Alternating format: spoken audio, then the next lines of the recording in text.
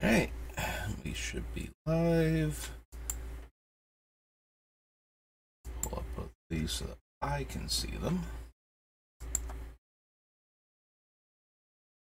And we are starting with Odyssey today, so doing work on Beamtown Bullies again. We'll get through all of these sets eventually, and then start figuring out which cards we actually want to run in both versions of the decks. Going to be doing the one that's like super all in on the Bullies ability, giving out the absolute worst creatures all of the time and trying to kill our opponents that way. And then another one that can be friendlier, gives out creatures that are not the worst so that, other players at the table don't mind that we're making them kill the other opponents before we get around to, fighting it out between the two of us when we're the last two remaining. And then give them, like, one of the worst creatures ever to have them have come into play under their control. Keep a few of those in there because we need ways to actually win the game. So, additional cost, discard a card at random from your hand, 5 damage, no. -1/-1 and draw a card. It's a sorcery back. 1 damage to each creature without flying. No. No. Nope. Does 1 damage to that creature's controller. Makes bear tokens, beast tokens, deals some amount of damage to something. Yeah, these cards, there's like 1 or 2 of them that were okay if you were a burn deck. The most famous one out of all of them, the one that everybody has very strong opinions on one way or the other, is probably Browbeat, I believe it's called. It's the red and 2.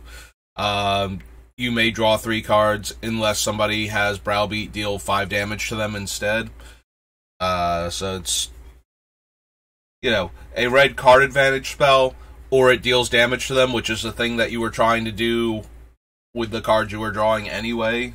So, in that regard... Hang on a second.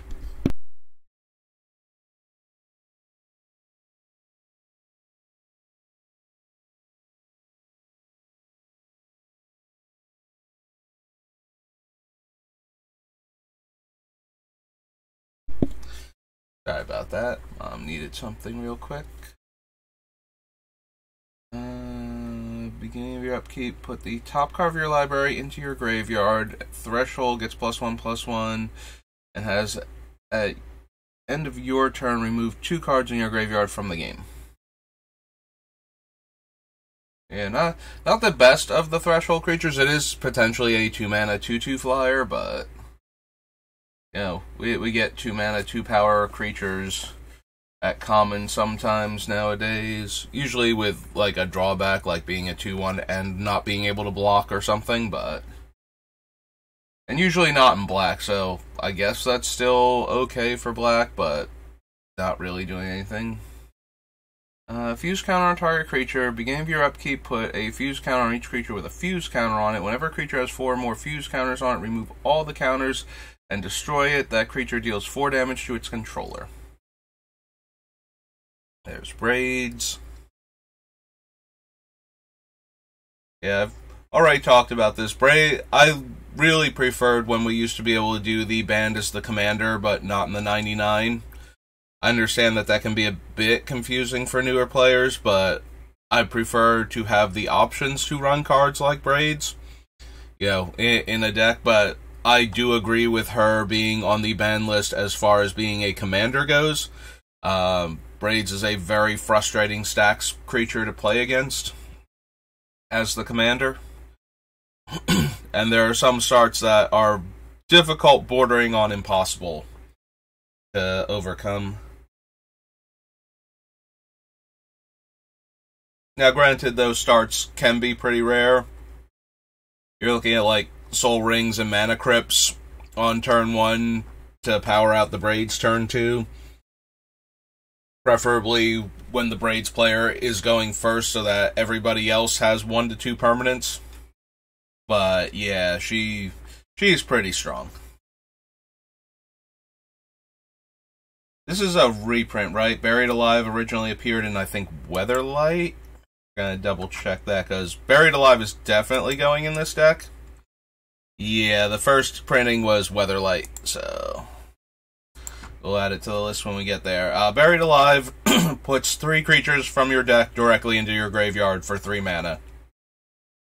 And that is everything we need. It's 3 tutors for the main focal point of our deck.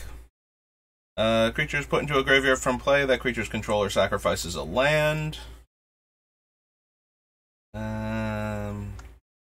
Threshold, remove 2 cards in your graveyard from the game. Target player discards a card from their hand. There's the Patriarch. Sacks creatures and then exiles creatures from your graveyard, and both of his abilities give -2/-2 until end of turn. The shrines are terrible because they require you to have spells with the same name as the spell that you're casting in the graveyard already in order to do their thing, so all of the shrines will get overlooked for commander purposes. Gets a land back from your graveyard, makes flashback cheaper, turns your land into a win con.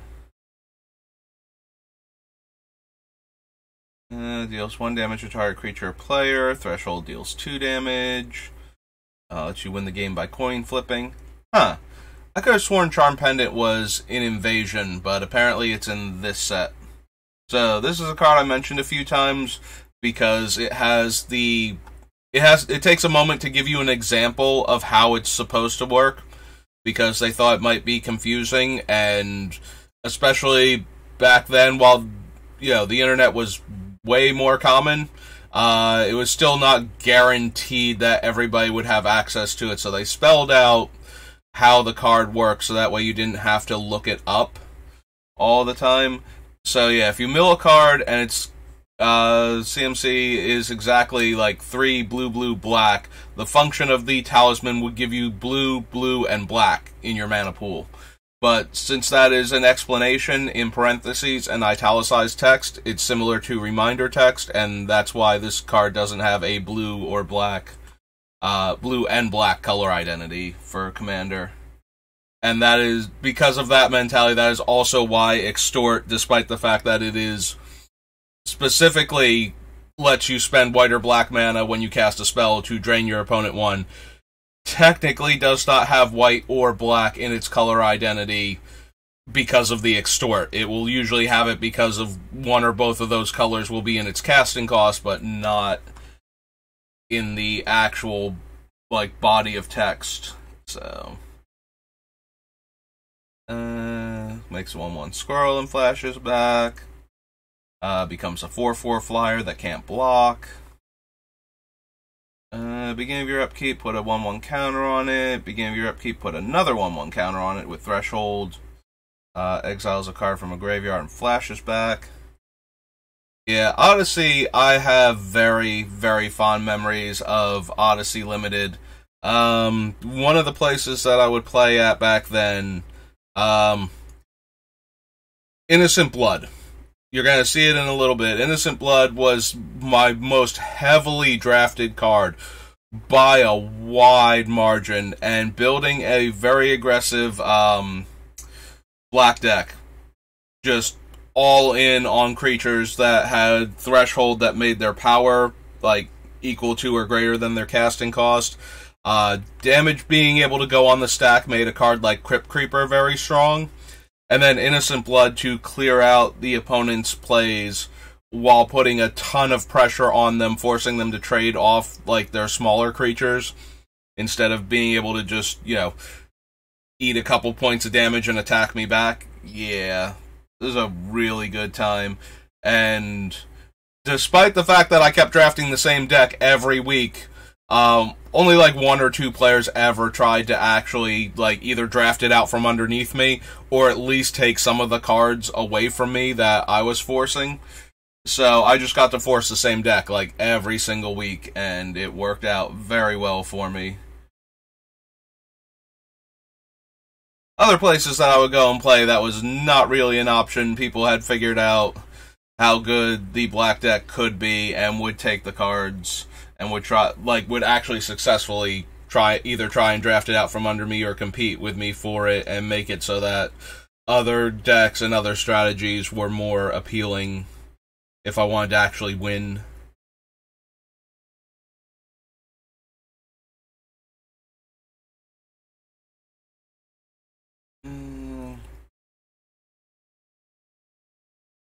Alright. Do we actually want Decimate in this deck?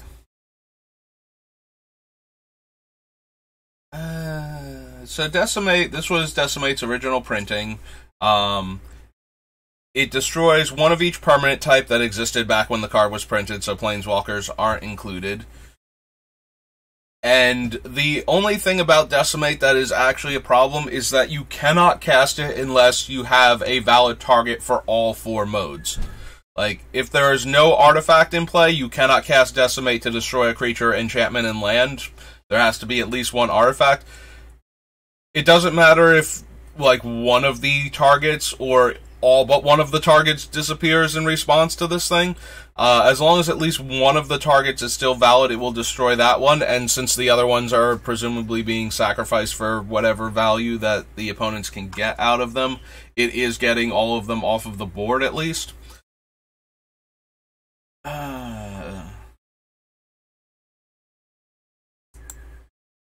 The one thing that stops me from adding Decimate is that we will have Casualties of War, which is the better version of this card, since it lets you destroy one of each permanent, but it does not need there to be, like, one of any given permanent in play in order to cast it. So you get to destroy, it adds Planeswalkers to the group, so you get to destroy all 5 permanents. But if, like, one of them is not represented on the board, you can still cast Casualties of War, whereas Decimate you cannot. And Decimate is 2 mana less than Casualties, but loses the extra permanent type and loses the ability to be cast. In red-green, I think Decimate would probably make it, but since we're red-green-black, and we already have, like, Casualties, Windgrace's Judgment, Pernicious Steed, Maelstrom Pulse, I think we can pass on Decimate. If you feel that the deck needs a little extra versatile destruction, you might want to go back and add Decimate over one of the less versatile removal spells that I'm going to be running in the deck. But yeah, Decimate, like, very decent card in Commander multiplayer, where you will almost always be able to find all 4 targets, but I think we've got that covered in the other spells that we're running. Basic land and has flashback. Artifactor land.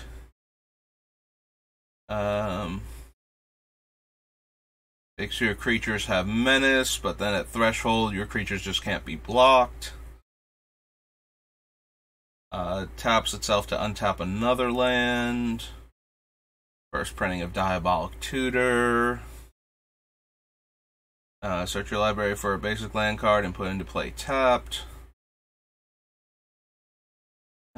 Discards a card to regenerate itself, and threshold it's a 4/5. And can't block. Sacrifices to destroy an enchantment. Squirrel tokens. 1 flyer, Mountain Walker. Search your library for any number of dwarves, reveal those cards, shuffle, and then put them on top. There's the Red Shrine. Discard a card at random, gains first strike and haste. Destroy target land and has flashback. Sneaky Elephant.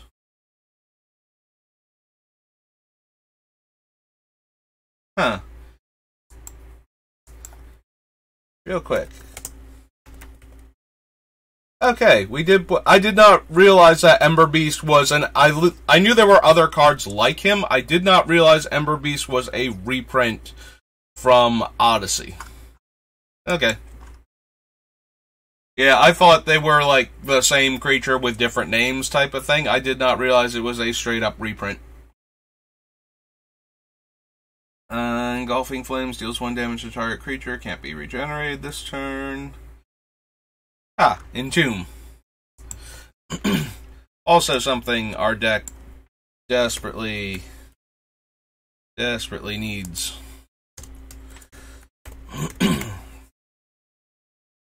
Lets us set up some of our faster openings that we could possibly pull off. Makes a player sacrifice a land, and Threshold makes all players sacrifice all lands. Destroy a white creature, can't be regenerated. Draw a card, discard a card from your hand, can't be blocked, or yeah, gains fear functionally. Remove 2 cards from a graveyard from the game. There we go. There's a fun one to give out. So one of the biggest problems with giving out like tiny creatures is that the opponents that are on the defense, like we give it to the one opponent, they have to attack the other opponent. The other opponent can just let it through for damage, and then the card gets exiled at the end of the turn if we don't have anything. With cards like Filthy Cur here, they are incentivized to block with anything and everything they have to deal as much damage to the other player as possible if they want to eliminate that player or don't care that they're eliminating that player. You know, as long as they don't feel like they need that other player to gang up against us in order to win, then this gives them the option to deal a ton of damage. And so we give Filthy Cur to the player that is clearly in the lead and needs to be dealt with, and then they are forced to attack one of our other opponents, who can then block with all of their available creatures and deal that much damage to the player also, assuming that none of the creatures have first strike and kill the Cur before the rest of them can participate in this massive damage dealing party that all the creatures are throwing. Deals 2 damage and has flashback. Deals 2 damage plus the number of that card in your graveyard. Gains flying until end of turn. Card at random from your hand to give +3 power. This was one of my favorite cards for the aggro deck that I was talking about before. Frightcrawler gains fear, or has fear, and gains +2/+2, so it becomes a 2-mana 3/3 fear if you have Threshold. So very, very efficient creature that if you are the only, black player in the pod because you are drafting mono black and forcing it, these things are basically unblockable at that point, and so you tend to do a lot of damage very quickly. No. Gravedigger, Gravestorm. One first strike, exiles graveyards, and then lets you pull apart your opponent's deck for every single card that you exile from their graveyard. Yeah, Haunting Echoes was an interesting, not quite win con at the time.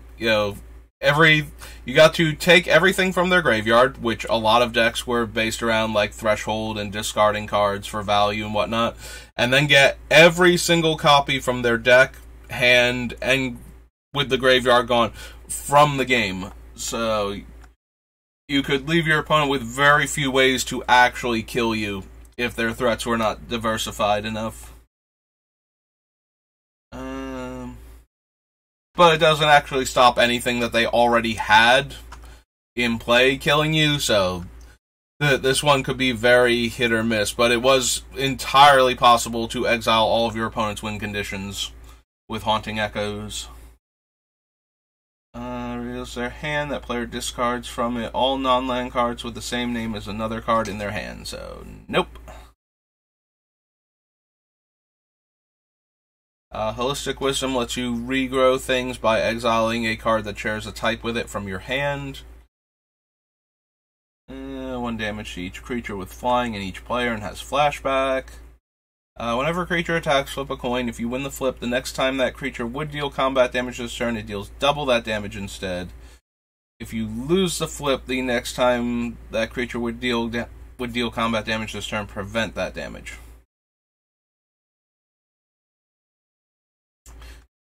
Kind of interesting that doubling the damage as you win the flip, even if it's not your creature. Ah, there's Innocent Blood. So 1 mana, each player sacrifices a creature. Was very easy to use this to either kill an opponent's creature, like they play a creature, you play Innocent Blood, and then play a cheap creature on the same turn while you have no creatures in play, or to sacrifice your cheap creature while all they have are large, expensive creatures. It is surprising how often that came up in Odyssey Limited at the time. It might have just been because we were all improving at Magic at the time and getting better and hadn't gotten to the point where building a deck that would not be messed up by Innocent Blood being constantly cast would be a thing. But anyway, I was super enjoying that deck, and I got a lot of wins over the course of a couple months by just exclusively drafting mono black in this set.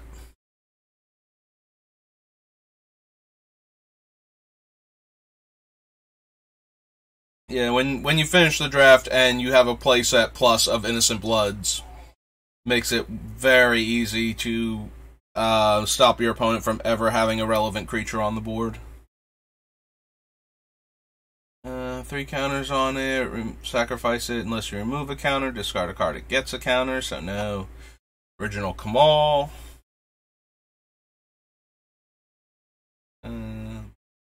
Archer may block as though have flying. Discard a card to gain 2 toughness. 3/1 trample and can regenerate at threshold. 1/1 becomes an 8/8. Lets you discard cards from your hand. Then choose a target player, so we get to discard cards from the opponent's hand, from one opponent's hand, so no. I don't know that we would want this anyway, but it does let us discard, cards from our hand for value, so it might have worked. Oh, there's a red one and a green one still that we haven't found. Maybe they do something worthwhile. I don't think so, though. A lot of these cards were only super good in Odyssey, limited as a way to enable Threshold by giving you the ability to throw all of your cards away at once for some kind of value. Destroy target non-basic land unless its controller has this deal 6 damage to them. 2/2 Forest Walk. Sacrifice it to have target player draw a card. Deals 5 damage divided as you choose between target creature and its controller.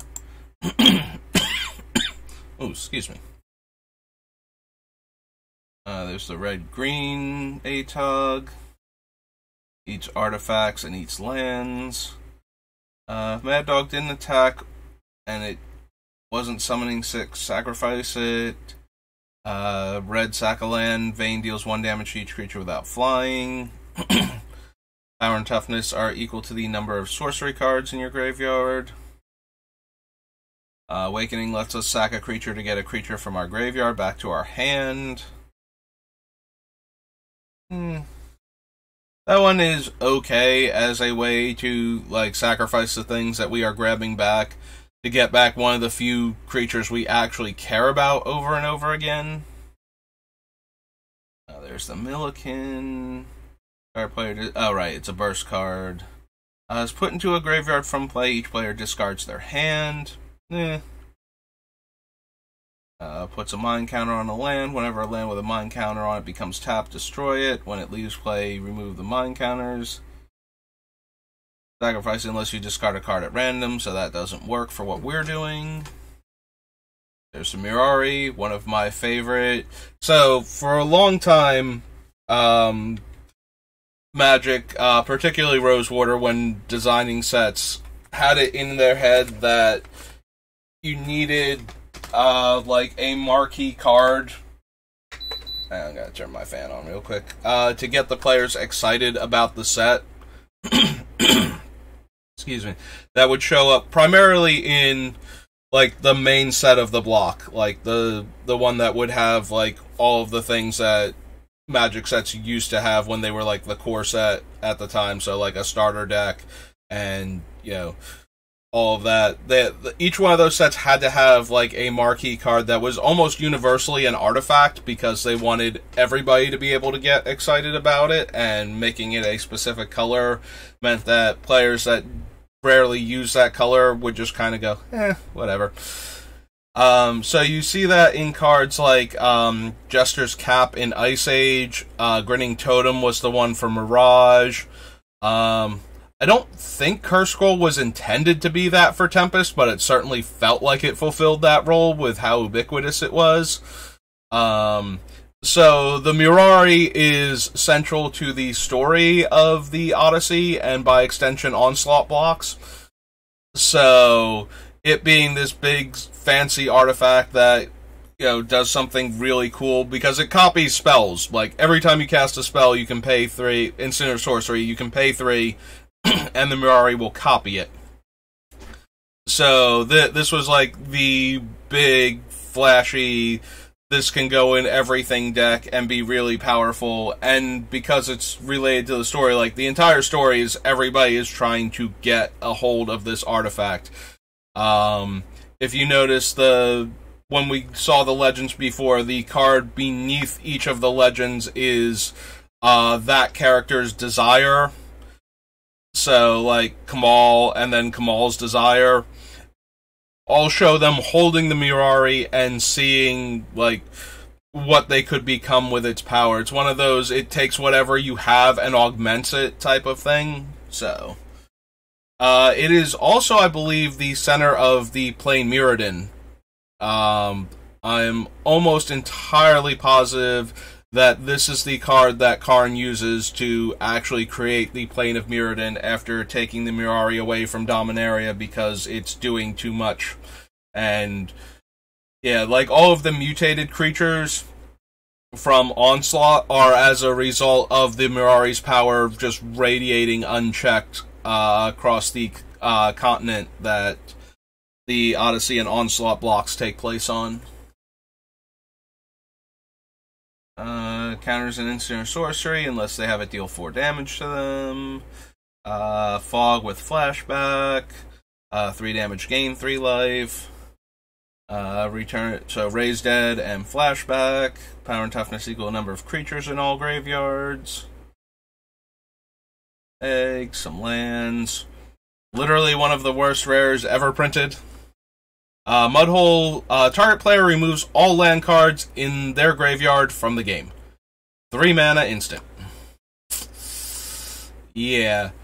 Even if you want to stop your opponent from having Threshold, they have to have Threshold as a result of having lands in their graveyard. Like, they have to, like, removing the lands has to knock them down below 7 in order for this to do anything at all. Like, this thing could have easily been a common, and it would have gotten passed over all of the time.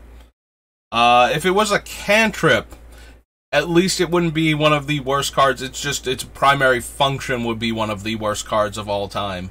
But, maybe it could, fail to be a sideboard card against lands and legacy at that point. Something. And 1 second.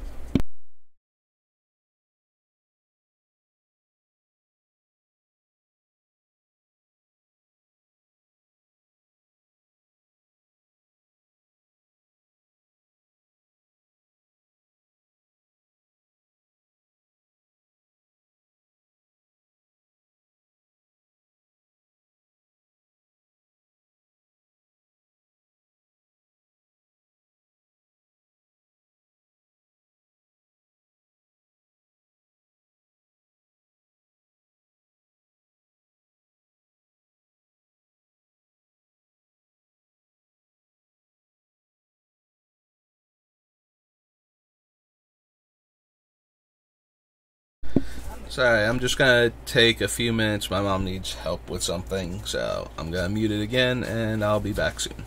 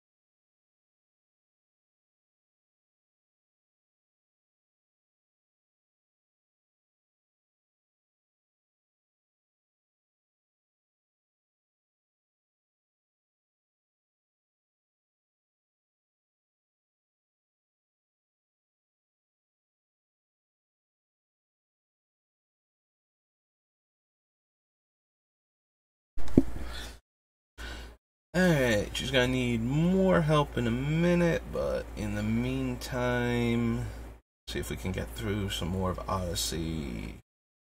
+2/+2, taps to add 1 in green. Target creature gets +X/+X until end of turn, where X is that creature's power. There's the green shrine. Back the land to give haste. Lich variant. Frontiers. Good old Nimble Mongoose. Beginning of your upkeep, you make a squirrel, and threshold squirrels get +2 power and toughness. You can skip a draw if you want to.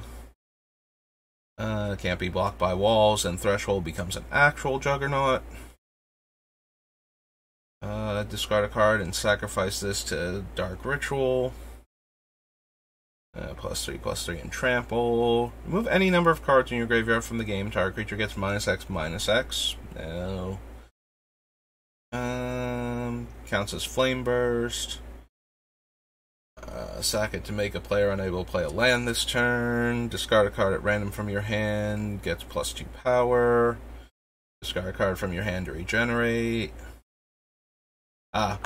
See, because the Patriarch is Cabal Patriarch, when we first saw him, his desire comes up as Patriarch's desire, but yeah, that's him holding the Mirari. Yeah, all of the desire cards show the legendary creature that represents the color holding the Mirari, so that is where that comes from. Sack this to get a land from your graveyard to your hand. Puts any number of creature cards from your graveyard back into your deck. Whenever player taps a land for mana during another player's turn, destroy that land. And giant creature has trample. Becomes block, gets +2/+2. +3 power and has haste, and then you can flash it back. Recoup gives sorcery in your graveyard flashback until end of turn, and itself has flashback. Generate target creature and draw a card. Repentant Vampire. One of my two primary win cons, because they would show up between the two of them in a set with no mythics fairly frequently, so I would draft one of them if I saw them. Repentant Vampire is the worst of the two. It is a 3/3 flyer, and at threshold, it turns white and gains the ability tap destroy target black creature, and also has the Sengir Vampire ability where it gets counters if a creature it dealt damage dies. So this one and the other vampire in the set are large flyers at rare that you could use as good finishers for the top end of a mono black aggro deck. So this is the red rights card, so you can discard any number of cards from your hand to give all of your creatures +1/+0 for each card discarded in this way. And the green one lets you search your deck for basic land cards and put them into your hand. So yeah, I don't think either of those are what we're looking for our ways to discard the cards from our hand to set up what we're doing. Roar of the Worm, 6/6 creature, and has a very cheap flashback. Attacks or blocks, sacrifice unless you move a card in your graveyard from the game. Sack a creature, target player discards 2 cards from their hand, only at sorcery speed. Sack 2 lands, end the deadfall, destroy target attacking creature. Yeah, I have no idea who this was for, exactly. Sandstone Deadfall was not anything at any point in time. Like, yes, it gets 3 cards into your graveyard, but sacking 2 lands and your 3-drop artifact to destroy specifically an attacking creature. Like, not even just, have it randomly fall on any creature on the table. Sarkatog, so as the black half of Sarkatog's abilities to eat 2 cards out of your graveyard from the game, but then the red one is sacrifice artifacts instead of, being able to eat the cards from your hand, because that was the blue half granted by Sarkatog. Trample comes in play with 7 counters. When you tap a land for mana, remove a counter from it. 4 damage to target player and flash back for 10. Move a card in your graveyard from the game. Screams deals 1 damage to each creature and each player.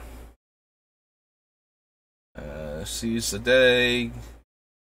There's the green legend, is Seaton, and there's Seaton's Desire. Yeah, Seaton lets you tap untap druids, I believe, to add green, and we do not have a ton of druids, so he's not even kind of a consideration. There's the red-black egg and land.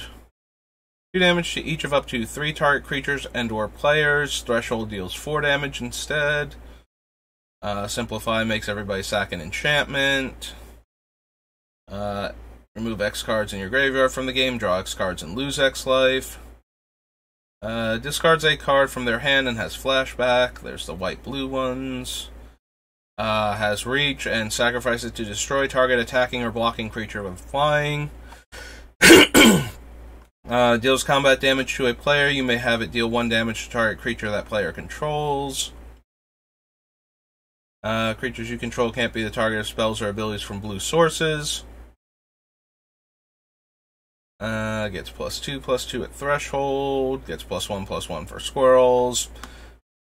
Let your land tap to make squirrels. There's the other vampire. So this is a 6 mana 4/4 flyer that you could pay to and discard a card from your hand to give it +2/+2. This was the much better of the 2 large black flying finishers. But yeah, either one of them was usually more than good enough. Most of my threats were pretty evasive to begin with. So it was just a matter of having like one big top-end card that could deal a lot more damage. Or the same amount of damage, but with a slightly better evasion ability, depending on what they had to work with. Because black, as you may have noticed, had like a couple of fear creatures, but its flyers were not the best. So one of these 2 creatures as a flyer, just in case the opponent had like an artifact creature to block with, or I didn't get every single copy of the 1/1 fear creature. Land becomes tapped, destroy it, deals 1 damage to that land's controller. That player moves Steam Vines to a land of their choice. Exiles cards from graveyards and can sacrifice itself to exile cards from graveyards and draw a card. Or no, it doesn't let you draw a card. Right, this is from before. Like, I'm so used to those cards letting you sacrifice it to exile a card from the graveyard or all cards from the graveyard and draw a card that I forgot this one didn't even have the draw a card because it was so busy trying to hate on graveyards in a super heavy Graveyard Matters theme set that it didn't do that. Still Life can become a 4/3. Stone Tongue Basilisk has original Death Touch. Also note, it has to be... It's not even full-on Death Touch either. It has to deal combat damage, and it doesn't destroy the creature until end of combat. So... Sungrass Egg, Sungrass Prairie, Sylvan Might, Tainted Pact... Tarnished Citadel. Tarnished Citadel is such a terrible land, and yet it actually saw a tournament play just as a mana fixer out of the sideboard for one deck that didn't come into play tapped. And so because of that, Tarnished Citadel actually saw like a tiny modicum of tournament play. Not that it ever really helped the value of the card, but... One moment.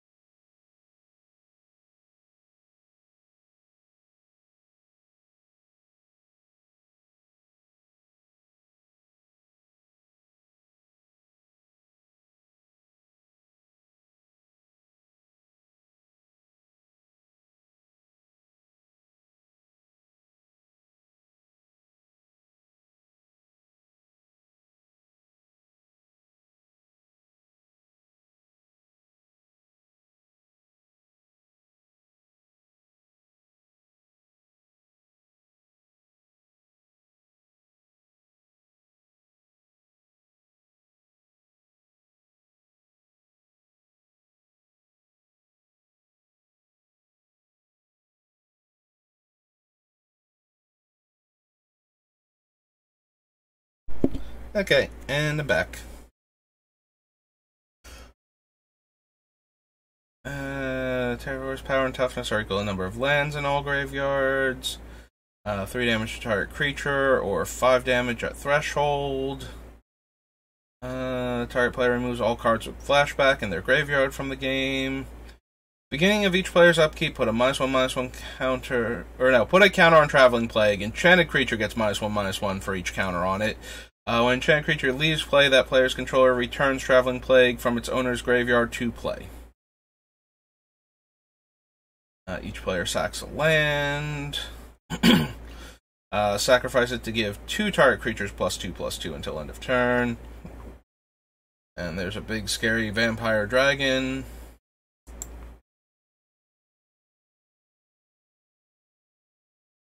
That creature's controller searches their library for a card with the same name, so no. Makes a land a 3/3. Excuse me. Alright, so there was a hurricane variant, so now we have to have the earthquake variant where it deals 1 damage to each creature and player and has flashback. Deals 6 damage divided as you choose among any number of target creatures and or players, and flashes back for an absurd number of red mana symbols. Looks like 6. Werebear. Another favorite from Odyssey when I wasn't drafting black. Mana dork that turns into a 4/4 in the middle of the game. Whipkeeper deals damage to target creature equal to the damage already dealt to it this turn. As a 4-mana 1/1, I think not. Swamp Walk and Shade abilities. Wild Mongrel, of course, part of the Odyssey block's most infamous deck. This is where we really learned how tempo worked. There were ideas about the concept of tempo in Magic before this, but this was the deck where it all came together. Wild Mongrel, the Aquamoeba, the Madness spells, the Flashback spells, and from the previous block we got cards like Temporal Spring, which was blue, green, and 1 to put a permanent from play on top of its owner's library at sorcery speed. So the idea of taking your opponent's land that they played and putting it back on top of their deck so that they would stay behind, or if you couldn't do that because of the creature that they had cast, putting their creature on top so that at least it wouldn't be there to block and they would have to spend the next turn also deploying that creature. Combine that with Wild Mongrel's ability to manipulate the casting costs on things because of Madness and Flashback, where there were some spells that were much cheaper to cast from the graveyard than they were the initial time, and the Madness costs were almost always cheaper, and the fact that it was allowing you to cast spells at instant speed when you normally wouldn't be able to. Yeah, Wild Mongrel, for such a simple card, really overperformed. And when you look at this thing, so that Filthy Cur, you might not notice this when you're first looking at this. They are a cycle. They are all 2-mana 2/2 hound creature types. Filthy Cur is a terrible version of Jackal Pup, and Wild Mongrel is one of the best creatures ever printed for its standard at the time. And they are both commons, yeah. So if you think that Ancestral Recall was the only time that Wizards really went like all in on one card in a cycle, and left all the other ones kind of sitting there going, I mean, we're okay, not great. Yeah, Wild Mongrel is way more of that. Like, Wild Mongrel is infinitely more powerful than any of the other 4 cards in its cycle. 1 mana 1/2. Zombie Assassin. Remove 2 cards in your graveyard. End the assassin from the game. Destroy target non-black creature. It can't be regenerated. Zombie Cannibal was actually another favorite card of mine for the mono black deck that I would draft, because it was a 1/1 that ate cards out of the opponent's graveyard. So a lot of the threshold cards you may have noticed have very low stats until the threshold gets turned on. Like, your playing out 4 mana 2/2s sometimes and whatnot. So if the cannibal eats like 3 or 4 cards out of the graveyard before it dies, then that's 3 or 4 cards further away from threshold that have to make it into the graveyard. And if the cannibal trades with a creature, that's also good. And if the cannibal gets killed by our Innocent Blood, then Innocent Blood and Cannibal are now 2 cards in our deck towards threshold versus the 1 card of the opponents that we put in there. So yeah, basically all upside all of the time. Zombie Infestation is a very good finisher in this limited format, allowing you to enable Threshold while making 2/2s for extra lands drawn in the mid to late game. Zombify and Zoologist. Alright, so that was all of Odyssey. So you can go ahead and cross that off. It's new now, so we can do a couple more. So from Odyssey to Onslaught. Yeah, both sets in this block, starting, like the lead set starting with the letter O, and both of them being set in the same plane and continuing the storyline, and therefore both of them being within a year of each other, means that these two sets are always threatening to kind of blend together in my memory which one is which. It also doesn't help that every time I do one of these deck buildings, I encounter them back to back. Because, you know, normally alphabetical order wouldn't do that to me because I have them listed in set release order, but again, back-to-back years means that there are only 2 sets in between each of them. Comes into play, sacrifice a creature, doesn't work, they will sacrifice it. Beast comes into play under your control, deal 4 damage to target opponent. You can spend 5 mana to get an extra combat step. Yeah, this one and the dragon that also has this ability are 2 of the best infinite mana because of creatures things that you can do, because both this and the dragon untap all of the creatures, so if you're using mana dorks to generate the mana to activate this, they will all get untapped, and then your 1 actual attacking creature can get through. I believe Aggravated Assault, I forget if the dragon is, but Aggravated Assault is in my Gisela deck, where I'm concerned about doubling things that are related to combat, so double strike, dealing double damage, doubling the number of combat steps I have in a turn, that sort of thing. Sacrifice a goblin, Condor deals damage equal to the goblin's power to target creature or player. Reveal the top 5 cards of your library. Opponent chooses a creature card from among them and put that card into play. No! That is actually actively one of the worst cards we could ever cast. Like, at least the other ones, we might be able to choose a creature without a terrible ability that would cause us to lose the game. And we're not running any of them, but that one gives our opponent the ability to just go, yeah, I think you need to die now. You have all of these things, and you were trying to give those to us. Maybe you shouldn't be participating in this game anymore. Yeah, the biggest problem with Onslaught is it has a lot of creature types matters cards, like a Fetto Dredging here, so there will be quite a few cards that we won't be able to pick just because of that. Does have the morph mechanic though, so I believe this is where some of the creatures with awful attack triggers. I know the Ebon Blade Reaper is in this block somewhere, so that is one of them, but I can't remember if there were any others like him. Whenever a Fetto is put into the graveyard from play, you may put target zombie card from your graveyard on top of your library. No. Haste comes in play, you may search for other copies of it, and then it has, like, 2 mana Fire Breathing. 4/4 Cycler. That's true, Cycling came back too. We might be able to find a Cycler or 2 that are worth, like, similar to the Hippo, where they're not amazing cards, they're just okay, but we can cycle them early to get them in the graveyard, and then, you know, bring them back to deal damage to opponents later. And in extreme cases, we can cast them without them murdering us. So, you know, all around decent creatures for what we're trying to accomplish. 3/1 First Strike Morph.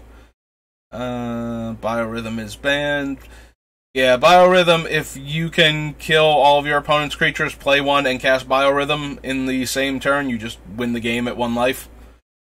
Assuming opponents can't instant speed put more creatures into play. Which is why Biorhythm is banned. It can also, if you have 20 creatures and your opponents have, like, 1 big creature or, like, 3 decent-sized creatures or something, you cast Biorhythm and their life total shrinks down to, like, single-digit numbers while you stay at a healthy, like, 15 to 20 or something. So, yeah, Biorhythm... That is why Biorhythm is banned.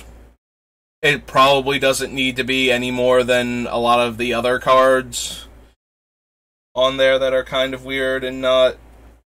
Like, Worldfire is way more of a problem than Biorhythm is, I think, and I'm pretty sure they took Worldfire back off the ban list. Despite the fact that it's way easier to set up a win through Worldfire than it is through Biorhythm.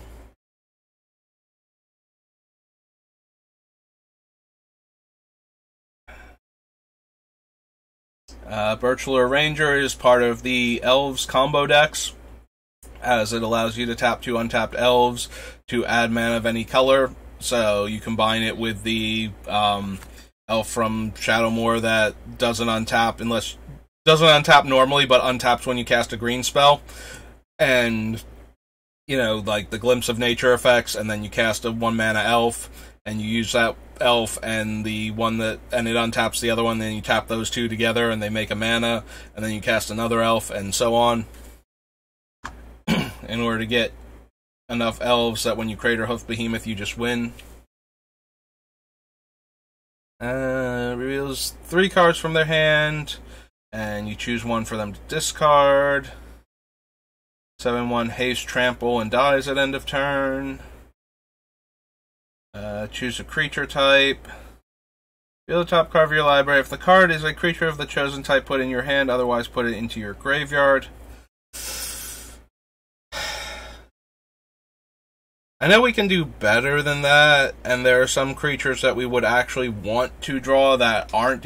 I'm thinking, like, a lot of our creatures that we would want to draw, that we would want to cast ourselves, are demons. Like, we have a bunch of demons that I've picked out that work really well. Oh, right. Fetch lands. Odyssey flavor. So, Bloodstained Mire.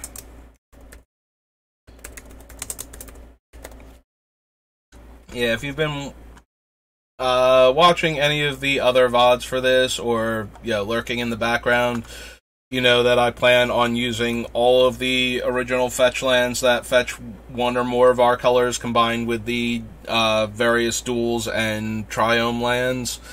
Again, if you don't have these and can't reasonably afford them for your deck, they are not essential. Like, the mana base for this deck, I have everything. I am going to put the most expensive mana base together that I can that will consistently get me all of my colors, but it is very easy to just run a bunch of the more common, common, uncommon, and cheaper rare dual lands in your deck to fill out your mana base, instead of all of the fetches and original duels and the shock lands and whatnot. So don't feel that you absolutely have to get any of these. Out of everything, especially if the other players in your playgroup do not have insanely expensive mana bases, you're not losing a ton of power out of your deck. You're losing like a couple percentage points out of your deck, not like whole multipliers for not having all the fetches and duels and whatnot in your deck. Just keep in mind, if you are going to take those out, certain cards that I include in a lot of my decks, like Sensei's Divining Top, lose a lot of value if you can't shuffle your deck consistently. Like, one of the biggest things about Top is getting to look at the top 3 cards of your deck, deciding if you need any of these coming up, and if you don't, being able to crack a fetch land and shuffle all of those cards away in order to look at another fresh 3 cards. Like, that is the primary power in Commander for cards like Sensei's Divining Top. So if you're going to cut the fetches and whatnot for, cost considerations, and you have Sensei's Divining Top, you might want to also probably cut that if you don't have any replacement. Like, if you're not running, like, the Evolving Wilds type things as your fetches at that point, then you need to...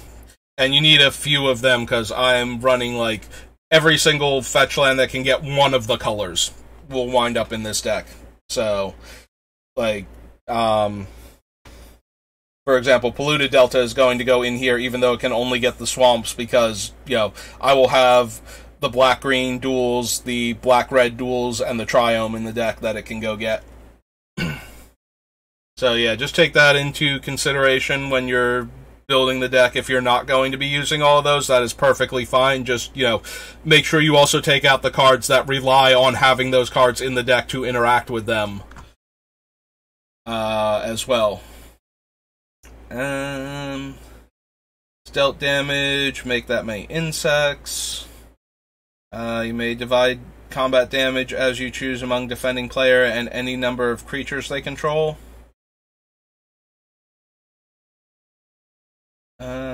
Sacrifice Cleric, target player loses 2 life, you gain 2 life.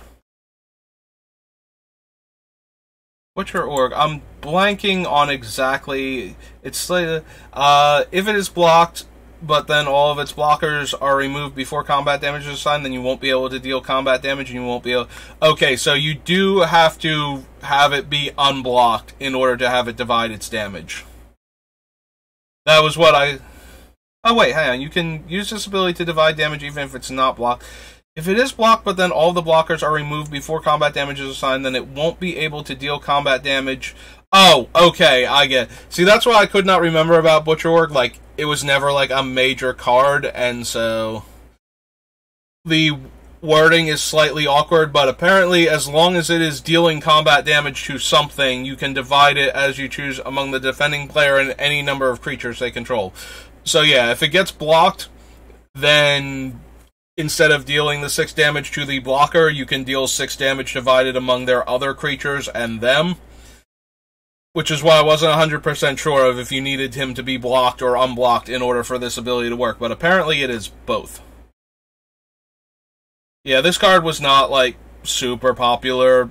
As powerful as that ability is, it's still not amazing. Like, on a 7-mana, 6/6 body, in a color mostly known for its aggro decks.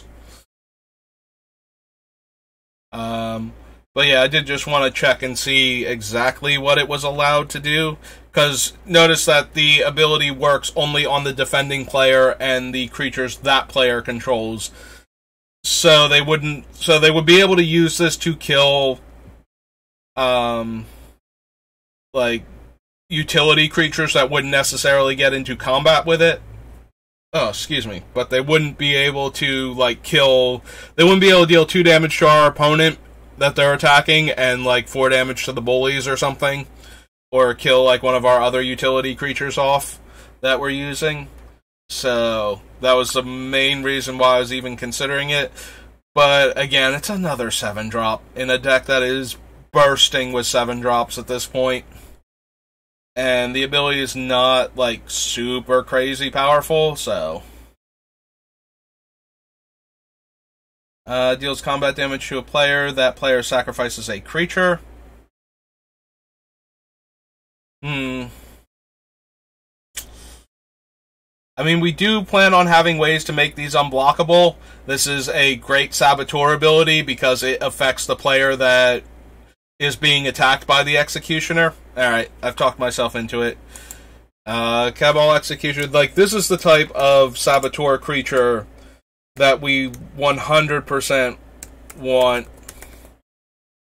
Like, we can make it unblockable on behalf of the opponents that we're giving it to, so as long as they are choosing the player that has the thing, you know, the table wants sacrificed, so hopefully us included in that, then we are getting rid of a problematic threat with the thing, like it is interacting with the opponent the way we want it to.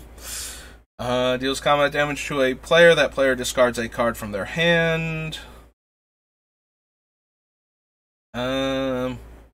Oh yeah, this was still back in the day before we had bothered to. So you notice that this is whenever a goblin deals damage, not a goblin you control. And also to a player, not to an opponent. So, if you play this and your opponent is a goblin deck, and they attack you, and, you know, they get through for damage, you're going to be discarding cards for every goblin that hit you. Type of thing.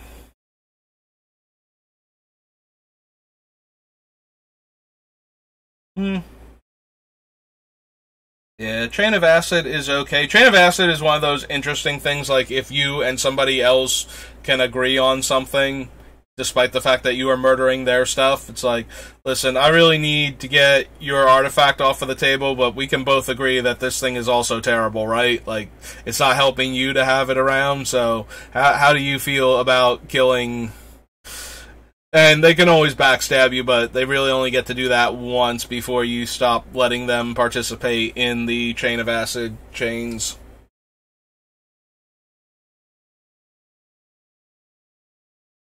Target creature or player, then that player or that creature's controller may discard a card to copy it. Target player discards 2 cards from their hand. That player may copy the spell and may choose new copies. So yeah, this is the one that combos with the Liliana from Strixhaven, because you can target yourself and just keep targeting yourself, like, oh no, how dare I do this to me? Well, I'll show me, I will make myself discard 2 cards. Well, yeah, well then I'll make myself discard 2 cards, and so on, because copying the spell triggers the Magecraft on Professor Onyx. You can just keep doing that until your opponent is dead. So, it's kind of a niche thing, because you need a 6-mana Planeswalker in play, and then you need to cast this 2-drop spell. But, you know, if you can pull it off, it's a very fun way to kill your opponent. Can't block and has Morph. Until end of turn, target creature you control gains. When this creature deals combat damage to a player, you may have it deal damage equal to its power to target creature that player controls.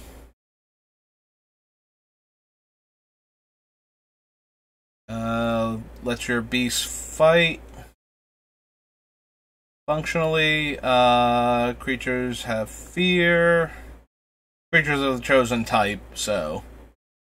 enchanted creature gets +1/+0 on first strike. Sacrifice it. Enchanted creature and other creatures that share a type with it get +1/+0 on first strike. +2/+1, and similarly, and +1/+1. And yeah, just gives +1/+1. Destroy target non-zombie, and then return up to 1 zombie from your graveyard to your hand. Yeah, and 2 untapped creatures you control. Put a creature from your hand into play that shares a type with each of those creatures. Enchanted creature has, at the beginning of your upkeep, target opponent gains control of this creature unless you sacrifice a land. This is the white one. Whenever a creature comes into play, that creature's controller may have target creature of their choice get -3/-3 until end of turn. -4/-4 until end of turn, and cycles, and cycling lets you give -1/-1. Gives all your creatures fear, or cycle it to give one thing fear. 1/2 pro white and cycling. Choose a creature type, 3 tap, sacrifice a creature of the chosen type, deals 3 damage to target creature or player. No. Doom Necromancer buys back a creature from the graveyard. Dragon's Roost lets you spend an exorbitant amount of mana, but once you do, you start making 5/5 dragon tokens. Face down creature spells cost 1 less. 3 mana tap, destroy target non-basic, and has Morph. There's the Ebonblade Reaper. So now you can finally see what he actually does. So he's a 3 mana 1/1. When it attacks, you lose half your life rounded up. When it deals combat damage to a player, that player loses half their life rounded up. And the idea originally is that you would cast it face down as a morph creature, attack with it, it would get through unblocked, and you would turn it face up, and surprise, your opponent loses half their life total after taking 1 damage. But rounded up, so, you know. So, yeah, the Ebonblade Reaper is probably going to go into our deck because we goad the creatures that we give away. The opponent that we give it to is guaranteed to lose half their life, and then if it connects, and we will have ways to help it connect, then the defending player will also lose half their life. So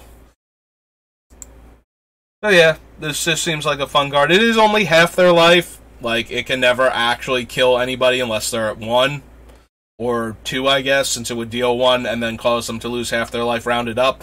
But aside from that, it's never going to kill anybody, so it's actually kind of weaker than the other things, but it does amuse me, and even, like, the super cutthroat version of this deck is not going to be the most competitive. I don't actually play competitive Commander. I do occasionally build decks where I just realize that the card selection in it and what the commander is capable of are just pushing the deck towards the higher end of the power scaling of commander decks, and sometimes I will just lean into that so I have a deck that will be able to play against more competitive commander decks. But I don't build the deck with competitive commander in mind, which means that certain cards that are probably close to essential in a competitive scenario, but aren't on theme for my deck and what I'm doing, won't make it into these decks. Because that's not what I'm looking to do with the deck. I am looking to be able to fight those decks, and if I had to play against a, like, really competitive group of players, I would adjust my decks accordingly, and I might, learn more of the cards that are more important to consider in a competitive situation, whereas I'm just playing Commander for fun. Like, Commander is what I do in between rounds of pre-releases and Grand Prix and whatnot, to have fun. Although I don't bring the Commander decks to Grand Prix because I'm terrified of, when you build a deck and you put anything that you want into it, and you have cards from the history of Magic, bringing a deck like that to a large tournament as a thing to do for fun in between rounds, really watch your stuff. Like, even more so than you normally should. I know, it always sucks, but it's really hard to tell your cards from somebody else's, even if they have the exact same pile that you're suddenly magically missing. And it's really hard to prove that somebody stole your stuff. Really hard sometimes. So, if you bring things like this and it gets stolen, it's one of the worst feelings in Magic. People put so much work and effort into things like Commander decks especially, and sometimes, the more, expensive tournament decks too. You put a lot of time and energy into getting these cards, and Magic is a very expensive game. Unfortunately, that level of expensiveness and the difficulty in proving which cards were yours, how are you going to show that these are yours without doing something that reduces the value by marking them or something, really makes it easy for dishonest people, if they can get a hold of your stuff without you noticing for a minute or two, to get over to a dealer, cash your cards in, and then leave with their money, and your cards are gone, and there's nothing you can realistically do about it at that point except be miserable, and that is awful. So, yeah, I said Grand Prix. I've never actually, in my head, I'm thinking I brought stuff to do in the middle of rounds in Grand Prix. Yeah, I usually bring a portable gaming system of some kind for that sort of thing. At pre-releases, though, I know a lot of the players in the area. Even if I go to a pre-release where there's going to be people I don't know, I generally know a lot of the people that are within easy driving distance of any of these events. So if whatever one I'm going to, I'm usually going to know 2 or 3 people there at least. And in some cases, almost everybody that shows up, I know them and they know me. So at events like that, I usually leave home the stuff that I'm not going to do anything with, the vintage deck comes out. Yeah, I know that sounds weird, I actually have my vintage deck with me at some time. I do like to play vintage. I would always be down for a quick game, but I rarely get the opportunity to play anymore, and if it wasn't for the fact that I'm going to places where I know everybody, I wouldn't even bring it with me anymore, because it's so rare that, like, somebody would even have the stuff to play to begin with, and then they would be somebody that I didn't know, so now I have to be a little wary of that. Not only because, you know, the value of the cards, but also, you know, accidentally. Accidentally is still really awful, especially if there's somebody you're not going to see again for a while. You know, they just stopped by this place because they heard about it and wanted to give it a try, and they don't realize that they accidentally picked up your card at some point in time until, like, way later, and then they're like, why do I have 2 of these in my deck? You know, oh god, I, like, stole that guy's Mox Ruby, like, with Dak Faden, like, you know, and we both had the same color sleeves. Oh, shit. And then you have to hope that they're the kind of person that can figure out that that's where it came from and find you again to give you back your Mox Ruby. I would try to do that. I'm not gonna lie. I would try to find you and give you back your Mox Ruby. You know, I don't want your power. More so because I would want somebody to do the same thing for me than that I wouldn't be thrilled that I accidentally have another Moxen that I didn't intentionally steal.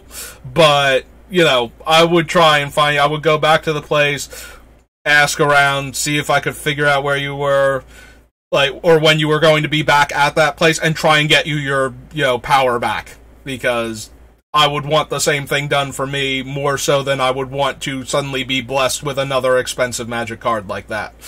Like, I would feel genuinely awful that I accidentally kept one of your pieces of power.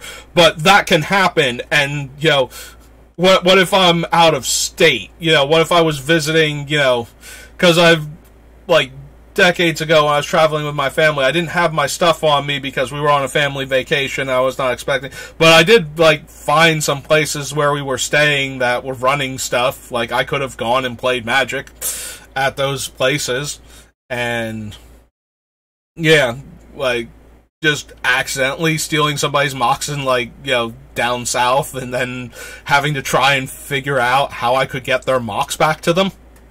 Because if I knew I could get the Mox back to them, then they're getting their Mox back to them, but I would feel really uncomfortable about then, you know, I don't know the shopkeeper all that well. I don't know if they're the kind of person that would go, oh yeah, no, I'll get them their Mox back, and then they would have a Mox for sale on their eBay page, type of thing. Like, it's a lot of money, so I would not want to be in that position. So yeah, the vintage deck does come with me from time to time, but only when I am going to places where I basically know everybody. And then it's still it's more out of habit, and because the box that I keep my stuff in that I play with is one of the more secure things in my collection than anything else, so I know it's going to be safe in that box. Like, the box that I keep my stuff in, one time I was leaving a place, and I set it down on my roof to, like, put some stuff in my car, and forgot it was on my car, and it fell off on the highway and got hit by a truck, and it has a little tiny scratch on it. So, you know, it's the kind of box where it is, like, my thing is way safer in there than it is anywhere else. So taking it out of that box seems counterintuitive, but it is also the box that I keep, like, you know, my tournament decks and most of my commander decks that I have built before I got to the point where I have so many that I actually need a second box now to bring, and I still don't bring all of my commander decks with me. Like, there's at least 2 of them that always sit out anymore. But yeah. So I got started on this topic about, you know, bringing your deck with you to, like, how I only really play Commander casually anymore. Like, I bring it to play in between rounds at, like, a draft or a pre-release or something. Or, like, at the end of the night, like, oh, hey, we still want to play Magic, but the draft is over. You want to just, like, break out the Commander decks and have, like, one, like, 2-hour game real quick?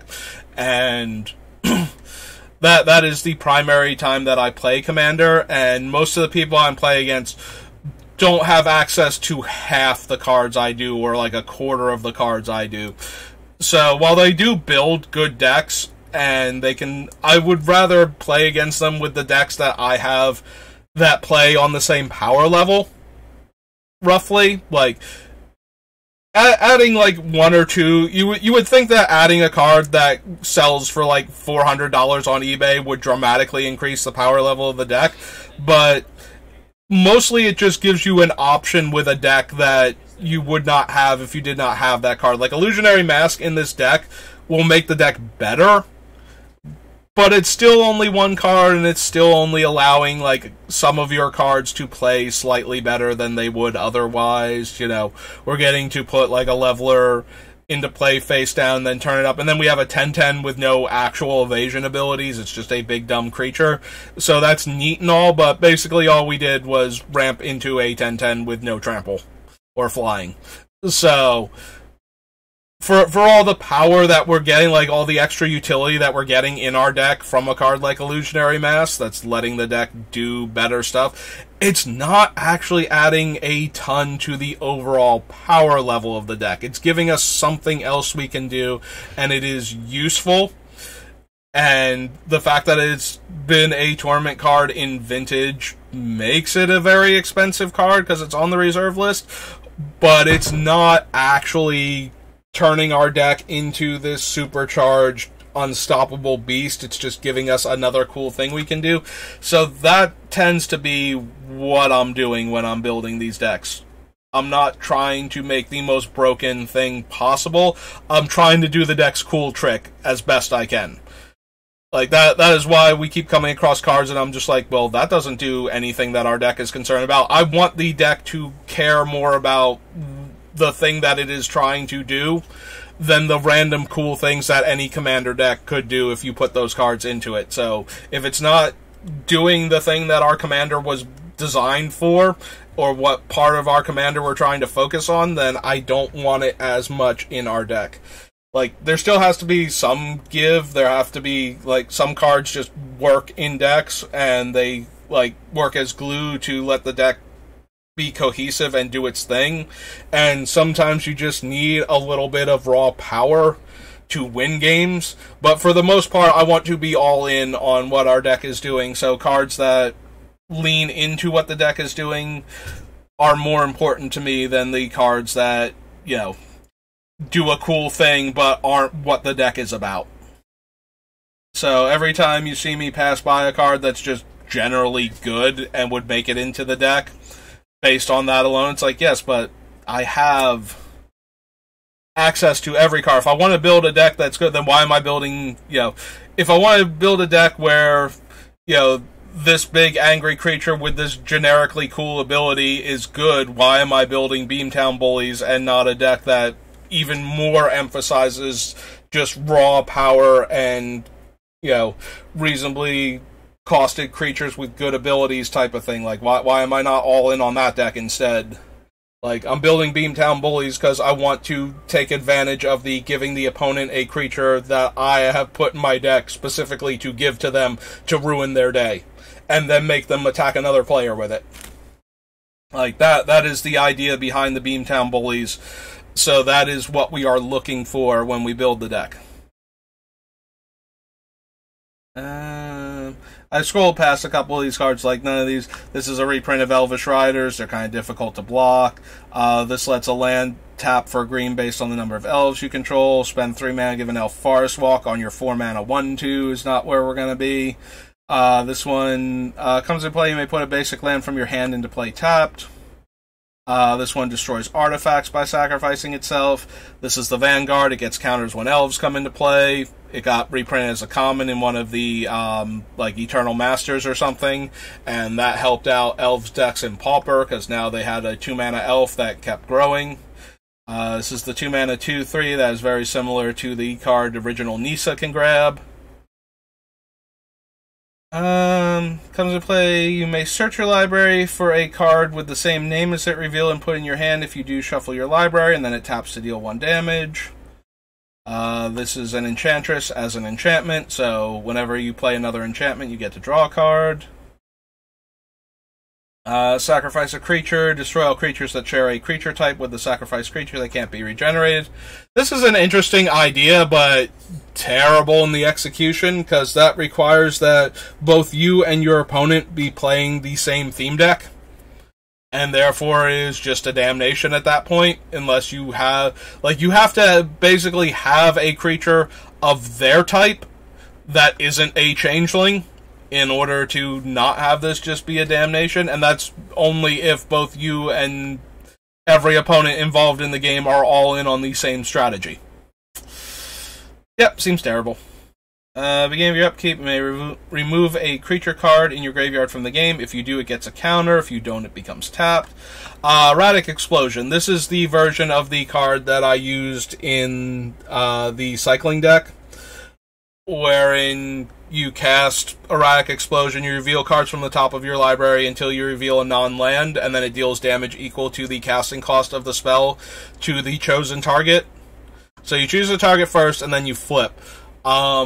Because the average CMC between expensive cycling cards and expensive morph creatures was so high, like the only cards that consistently had low casting costs were the Astral Slide and the red one, the Lightning Surge or whatever it's called, Lightning Rift, were the only two cards that, and the other Erratic Explosions.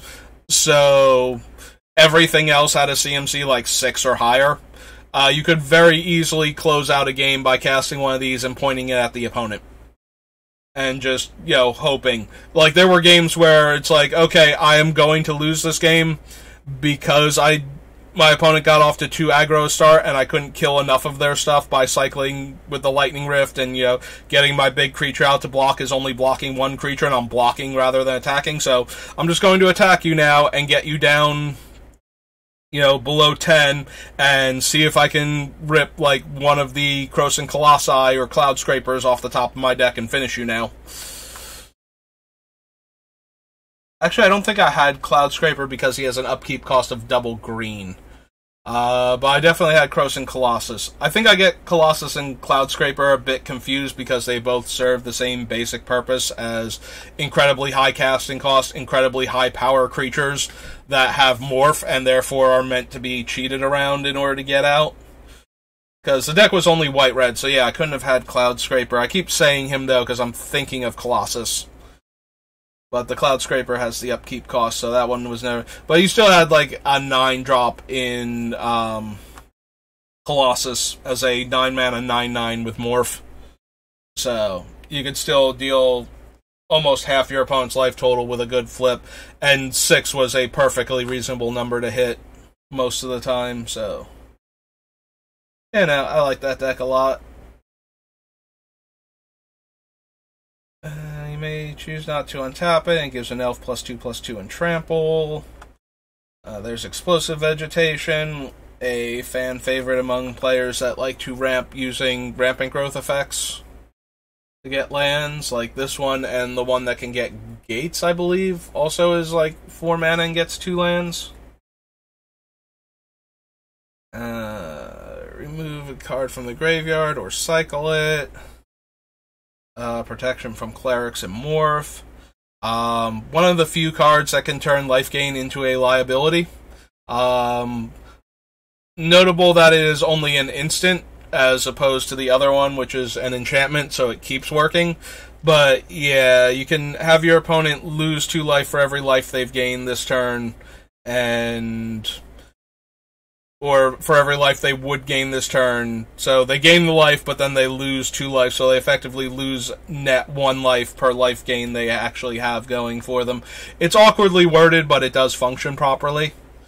They could have changed it to a replacement effect, but I think the wording technology at the time was slightly bad for that. So to make it clear what it did, they just had you lose 2 life for every life that you gain while this effect is going on. Target creature gets -X based on the number of zombies in play. There's a zombie that can give -1/-1 when it dies. Choose one. Target creature gains haste, +2 power, or deal 3 damage to a wizard. Flamestick Courier gives the goblin +2/+2 in haste. Flooded Strand gets none of our colors. So it's this one, right? This is literally the only fetch land we won't be running out of all of the original ones. Well, I guess not even original ones. Mirage had the original ones, and they were not great. Out of all of the Onslaught, Zendikar ones, Fright Child Courier does his thing for zombies and gives fear. Tap 3 untapped clerics, return from your graveyard to your hand. 6/1 Shroud. Beginning of your upkeep, if it's in your graveyard, you may discard a card from your hand to return it to your hand. 5 mana, 3/3 Fear. Vex Goblins. 3 mana, reveal the top card of your library until you reveal a non-land card. Gets +X power until end of turn, where X is the CMC. Put the other reveal cards on the bottom of your library in a random order. Oh no, in any order. I'm so used to the ones that can reveal that many cards being random that it kind of threw me off that it wasn't at random. Protection from blue, alright, Pile Driver. I just scroll past the name and I'm like Pro Blue, and then it's like whenever a goblin, alright, this is Pile Driver. Pile Driver gets +2 power for each goblin when it attacks, so, giant, angry goblin. The Pro Blue was almost completely irrelevant at the time, but the ability to just be a goblin theme deck where you attack with this guy, and you attack with a bunch of other goblins, and it just kept adding so much power to this one creature. Yeah, just very, very good. Pyromancer. When Pyromancer comes into play, all goblins get +3/+0 until end of turn. There's Sharpshooter. So Pile Driver and Sharpshooter were like the two big ones. Sharpshooter doesn't untap, and whenever a creature dies, you get to untap it instead, and it taps to deal a point of damage to a creature or player.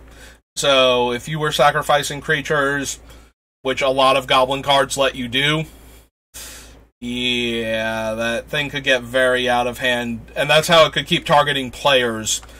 It could also be used to finish off opponents' creatures, and then, if you could sack your guys for value to untap him and deal a couple more points of damage to an opponent's creature and get that one to die, then it could keep the chain going until you had mowed down most of their relevant blockers.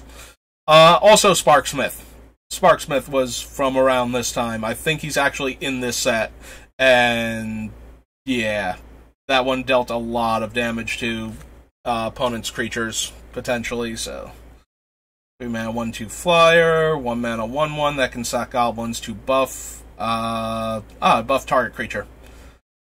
Spend 2 mana, buffs the power of goblins until end of turn, and has morph. Another City of Brass variant comes into play tapped, and can tap for colorless, and can tap for City of Brass type stuff where it deals 1 damage. Technically, Mana Confluence. City of Brass has the really old wording where it didn't care why it became tapped, it would poke you. All creatures attack if able, all creatures block if able.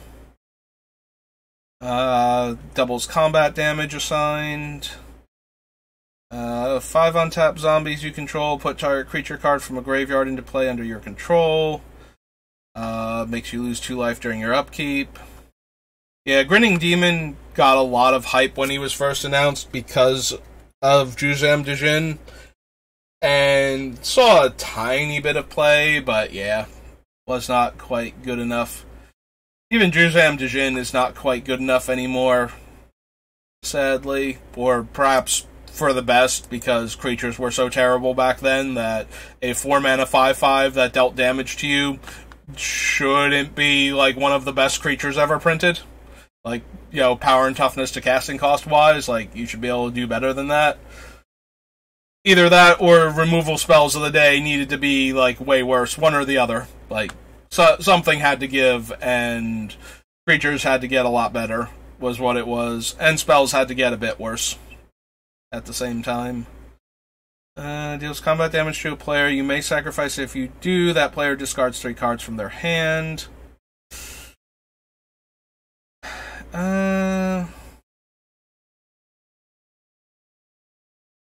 Yeah, I would rather just, like, him and the Headhunter that makes them discard a card without having to sacrifice the Headhunter. I would just rather be running, like, Hypnotic Spectre or something over either of these two. So, Head Games is a really mean card. Basically lets you... It's a Jester's Mask effect, so... But it's a lot cheaper and therefore easier to pull off, but it is in black as opposed to being, an artifact. So you have one of your opponents, count the number of cards in their hand, and put those cards onto their library. Then you search their library for the same number of cards, and that group of cards becomes their new hand, and then you shuffle. So, yeah, if your opponent is flooding out, you just turn everything in their hand into lands. If your opponent is mana screwed, you make sure that they get a whole bunch of spells that aren't helping them get out of it anytime soon, even if they did draw a land or two. Yeah. Very mean card. Also, as far as a deck that is trying to help people, forcibly demonic tutoring for the answers in your opponent's deck and putting them into their hand kind of works also. If everybody's in agreement that something needs to die, but nobody has an answer to it, and you have Head Games, and you just want to target an opponent that's going to get a turn before the player with the thing that everybody cares about, who does have an answer in their deck, then you just flip over their deck and start discussing with them what they would like to have in their hand, most of all right now, that would kill that. You give them that card, and then decide based on, how dangerous you want to make this other player in theory, and how good having them on your side is going to be for a little while. You make your other choices about their deck from that point forward, but you give them the card that they would most like to be able to use to answer the problem that is threatening the entire board, and then you get to mess with the rest of their hand as much as you want or don't want to, as is appropriate.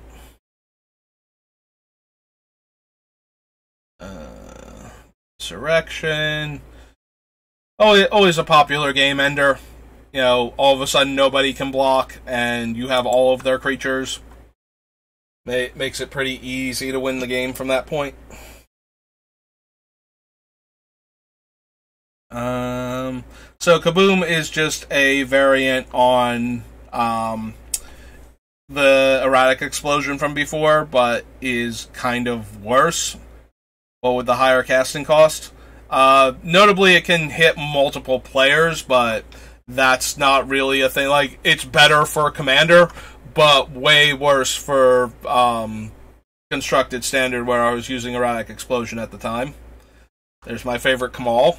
Mostly because I keep pairing him with things like Elish Norn, so that way he just kills all of your opponent's lands. Like, when I put a Kamal Fist of Krosa in my deck, it is normally for the first ability, not necessarily the second one, because I am planning on killing all of your stuff. Oh, there's Krosan Colossus, 9 mana, 9/9, and Unmorphs for 8. Sorry, I bumped the mic there.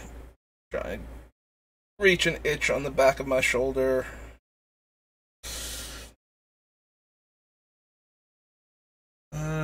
Each player may reveal any... I kind of glossed over Kamal summons, because it's in between Kamal and the Krosan Cloud... almost called it a Cloud Scraper again. Krosan Colossus.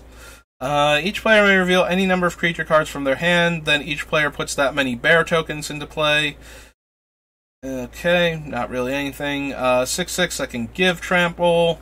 There's Krosan Tusker. Krosan Tusker is a fun one. We can cycle it, get a land. Now we've got a 6-power creature in our graveyard that we can give out. Basically doing all of the things that we want to do. And it's actually like an okay card if we draw it in the late game and we have the mana and we just want a body in play that can, hold off an opponent's decent-sized ground creature with a much better ability while they're both in play.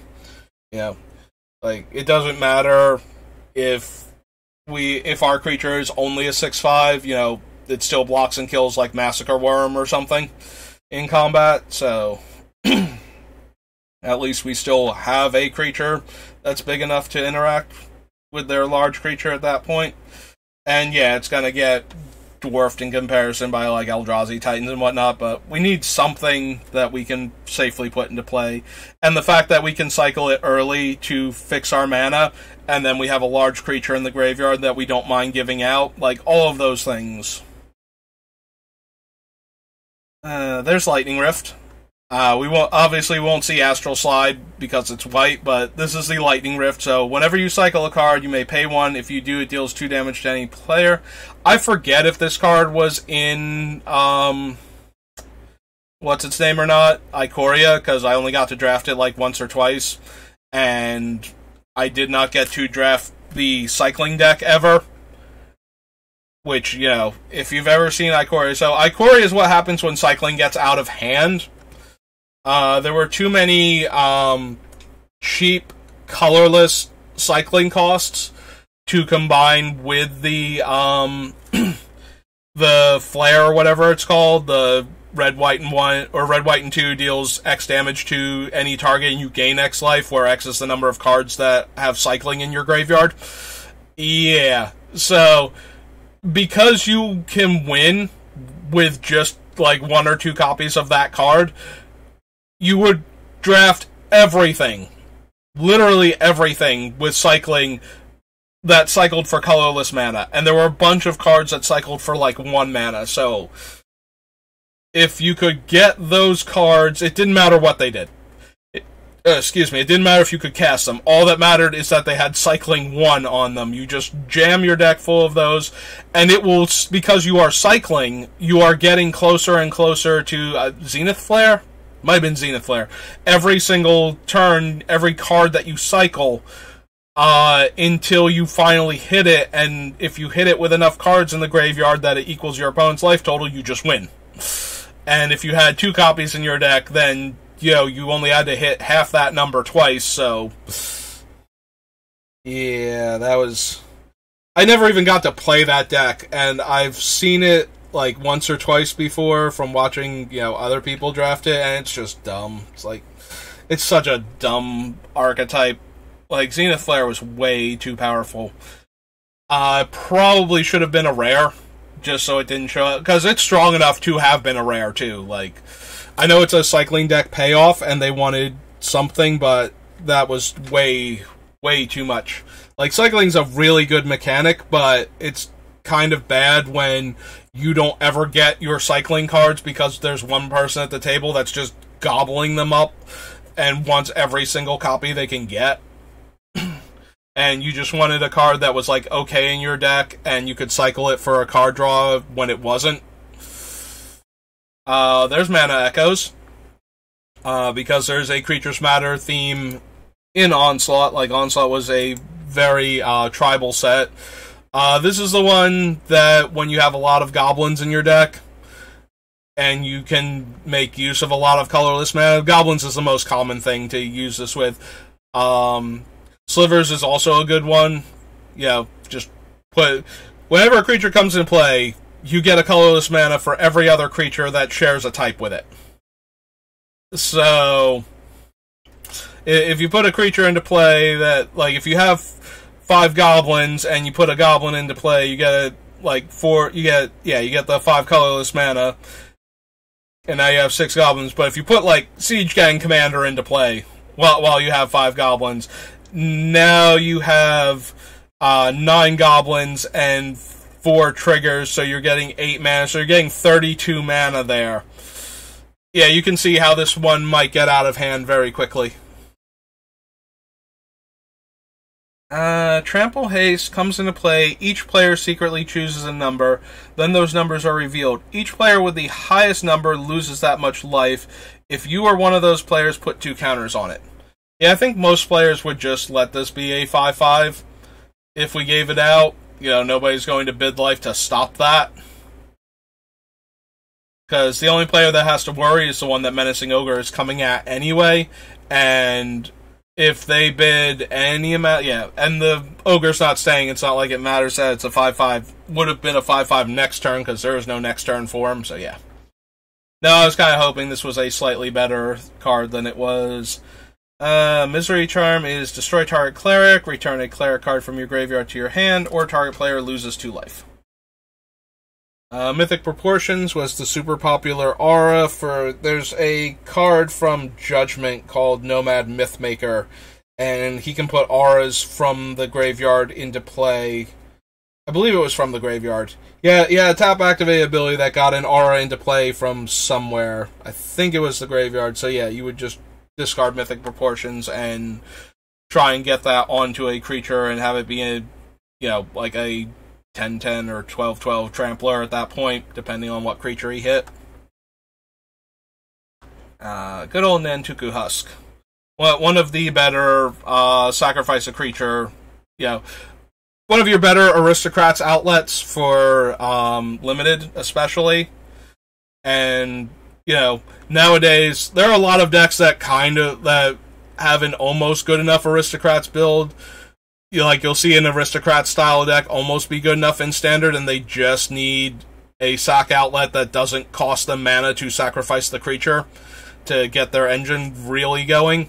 And they would love to see a Nantuku Husk reprint or a variation on him. There's Naturalize. This is actually the first time Naturalize got printed, and it was one of those cards that when I saw it, it's like, that makes sense, but does that mean we're not getting Disenchant anymore? Because Disenchant was, every once in a while, I think I just hit my mic with the wire from my headset. Sorry about that. Every once in a while, you would need a Disenchant in your sideboard. Some enchantment-based deck would just start going out of control.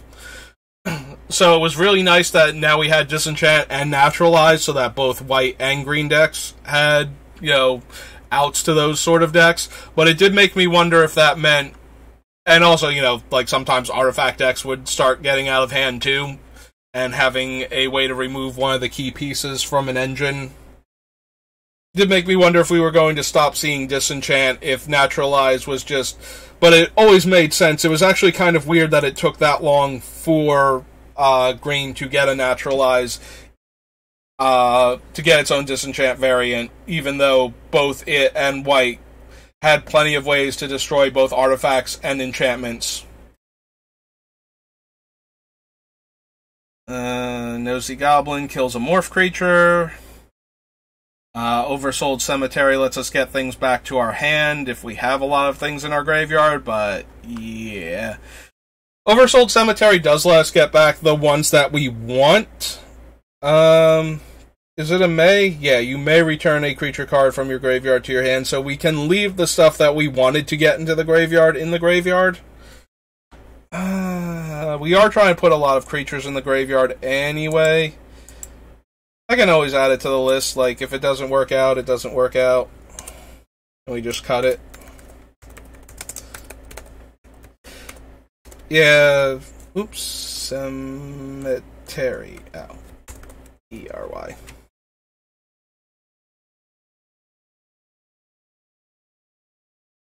Yeah, Oversold Cemetery is one of those utility cards in creature-heavy decks in Commander, because so many things go to the graveyard all the time that you just have a high chance of generating value from a card like this. But it's not, like, super on theme for our deck, so it would also be very easy for me to just kind of gloss over it and not put it in there. You have to attack with 3 or more creatures to trigger this and get a card. Definitely okay in the little creature decks, but not what we're doing. Patriarch's Bidding cares about creature types, and each player gets to choose the creature type they want and resurrect all of them from the graveyard. So, of a type chosen... Yeah, so that one's even more dangerous, because if an opponent doesn't care about their stuff, they can choose the creature type of one of the negative creatures in our graveyard and give us that creature back, because we would get back all of the creatures that match any type chosen. So they could choose Construct and give us back our Leveler. I forget what Eater of Days is. I think it's a Leviathan. Yeah, no. Like, even more so than before, no. I couldn't remember if each player got back the cards of the type from their graveyard that they chose, but no, it is every player gets back every creature type chosen, so we would get wrecked if people chose the things that matched our awful creatures. So it goes from not great in our deck to actively bad very quickly. There's Polluted Delta. So just go ahead and add that in.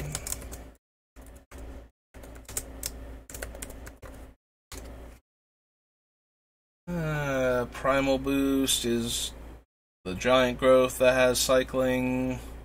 X damage to target creature or player, where X is the number of clerics in play, and you gain that life. Comes into play, any player may sacrifice 2 creatures. If a player does, you sacrifice Prowling Pangolin.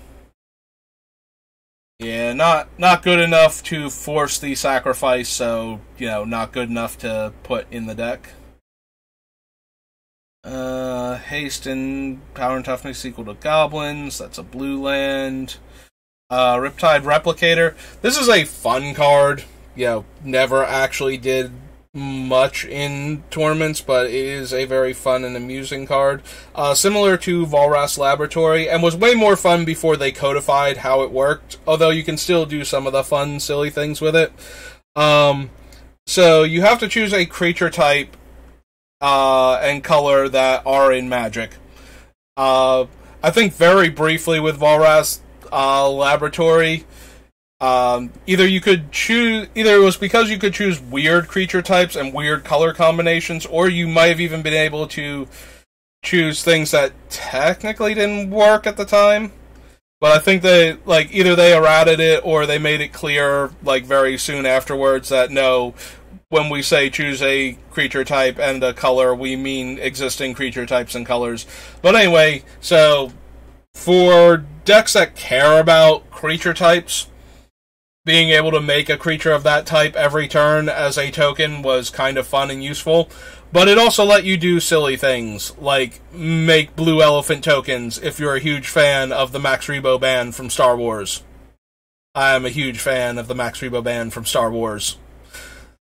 So, yeah. That was fun. Being able to put Max Rebo tokens into play to attack and block. Just one of the silly things that I like to do. Risky move rather. At the beginning of each player's upkeep, that player gains control of risky move.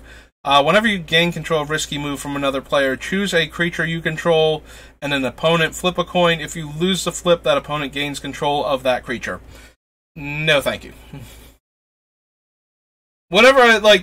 There are players that love these sort of chaotic effects where they're not even trying to necessarily win the game, although they would like to win through sheer chaos, that are primarily focused on messing with the board state as much as possible and making things go awry whenever they can, preferably in very random ways. And that is perfectly fine, but I have never been one of those players, and I really do not like cards like this. This is the type of card where I will not tell you can't play this card, and if you insist on playing this deck, I'm just going to shrug and play something a lot meaner after a while, because these things tend to frustrate me a lot. Because it's not really helping you win a lot of the time, it's just making things more difficult for any player to know if they are going to win or if what they're doing is correct, because a random thing is going to change what is going on. So, the more of these effects you start stacking up, the more of them tend to just make the game devolve into what the coins or the dice or anything else that happened at random determined who won, rather than the way the players chose to play the game. And I understand the appeal of a deck like that. If you are having trouble winning and you can just turn the game into a giant random thing where you can win just because, makes sense. Or because you just enjoy the chaos of it all, you prefer taking control away from other players and letting random elements decide. And also there are ways to skew your deck towards the random elements because you picked which ones are in your deck, so you can put cards in that take advantage of the random elements of the deck. But at the end of the day, you're trying to create chaos in the game, and while certainly a valid strategy, especially if you've built your deck towards winning through it, or if you just don't have, the good cards to compete against the players you are playing against, but you start just sticking all these random things that they hate to have to interact with, but also mess up their game plan and give you a chance to win where there wasn't one before. Like, yes, but if you start bringing decks like this, where you're trying to just turn the game into a massive pile of confusion instead of actively trying to win the game yourself, or because this is the only way you can actively win the game yourself, then I feel obligated after a while to start breaking out decks that will just shut that down in the process of winning the game. More so because these cards tend to annoy me after a while than anything else. Now granted, I get way more annoyed by cards that are just plain unfun to play against. I would rather play against a deck that's trying to turn everything on its head than a deck that is trying to send triplets and, what's its name? The Beholder, the one from Undercity, I forget his name now. Like, it's not Zonde, it's something that begins with an X. And I can't think of it. But yeah, when you're trying to just annoy the opponent by not letting them play their cards and playing their cards for them, which, don't get me wrong, I have a deck like that. So I do understand the appeal of that deck also, but I tend to break that one out, sparingly. Like, I would much rather play one of my decks that is more straightforward, but every once in a while. So, by the same token, every once in a while, if you want to break out your absolute chaos deck, where the whole point of it is coin flipping and dice rolling, and what happens to randomly be on the top of your deck at any given point in time is going to be what determines who wins the game, rather than how well you actually played the game during the actual game. Yeah, perfectly fine, but you play these cards all the time and they start to annoy me, pretty quickly. So, somewhere around game 2 or 3 against the same deck, I'm kind of like, okay, but now less chaos and more strategy, please. Rorix is just a 6/5 flying haste. Rotlung gives you a zombie every time a cleric dies. Target creature gains trample and regenerate until end of turn. Put into a graveyard from play, each opponent discards a card from their hand. Deals 7 damage to target opponent. White-blue land.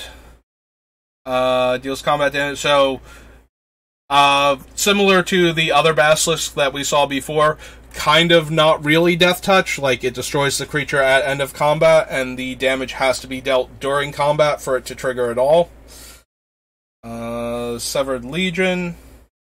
I have a misprint Severed Legion. I believe it is missing the mana symbol or something, up top. It's a foreign language foil. I think, all of them from a particular print run were missing the same thing, so I just happened to have one of those because I saw it, and it was super cheap on eBay. I was like, cool, a misprint.